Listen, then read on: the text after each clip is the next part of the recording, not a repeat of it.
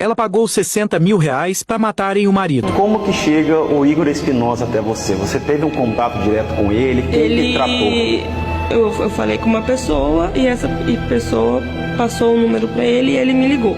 Aí ele falou: dona, a senhora que está acontecendo, é um caso de agressão. Eu expliquei, conversei com ele. E eu lembro que ele me disse assim, ele ainda me perguntou, não é por conta de dinheiro não, né, dona, de herança, dessas coisas. Eu falei, não. Ele batia na senhora, eu falei, esse é o motivo? Eu falei, só esse, dona. Eu falei, só esse. Ele falou assim, então tá bom. Isso por ligação? Por ligação. E aí foi tratado um valor direto nessa primeira ligação? Não. Quando que tratou? E aí esse número não retornava, se eu tentasse ligar não retornava.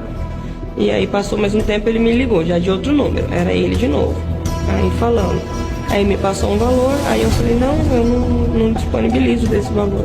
Qual valor que foi o primeiro? 60 mil reais. Que não foi pago esse 60? No começo não.